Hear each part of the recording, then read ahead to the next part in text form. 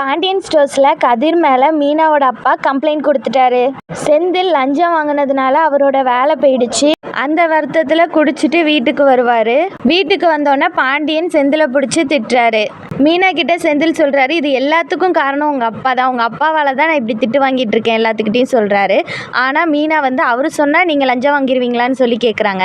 அப்போ தான் கதிருக்கு புரியுது, இது எல்லாத்துக்கும் காரணம் மீனாவோட அப்பா தானே. மீனாவோட அப்பா கிட்ட போய் கேட்குறாரு, எங்கள் அண்ணன் வேலை போனதுக்கு காரணமே நீங்கள் தான் அப்படின்னு சொல்லி கேட்குறாரு. மீனாவோட அப்பா தான் அடிக்க கை ஓங்கி இருப்பாரு. அதை தான் கதிர் தடுத்திருப்பாரு. ஆனால் மீனாவோட அப்பா கதிர் என்ன கொலை பண்ண முயற்சி பண்ணுறேன்னு சொல்லி கம்ப்ளைண்ட் கொடுத்துருவாரு போலீஸ் ஸ்டேஷனில். அதனால் போலீஸ் கதிரை அரெஸ்ட் பண்ணிட்டு போயிடுறாங்க. பாண்டியன், கோமதி எல்லாரும் பதறி போய் போலீஸ் ஸ்டேஷனுக்கு வராங்க. அப்போ தான் தெரியுது மீனாவோட அப்பா தான் கம்ப்ளைண்ட் கொடுத்துருக்காரு அப்படிங்கிற விஷயம். கோமதி ரொம்ப வருத்தப்பட்டு அழுகுறாங்க. மீனா மேலே தான் கோமதி கோவப்படுறாங்க.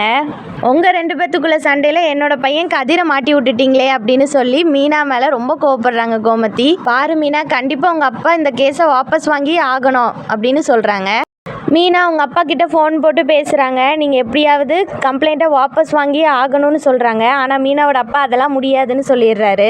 மீனா வருத்தத்தில் கோமதி கிட்ட அழுகுறாங்க. மீனா உங்கள் அப்பா கிட்ட கதிரை எப்படியாவது நான் ஜெயிலேருந்து வெளியில் எடுத்தே ஆவேன்னு சொல்லி சவால் விட்டுட்டு வராங்க.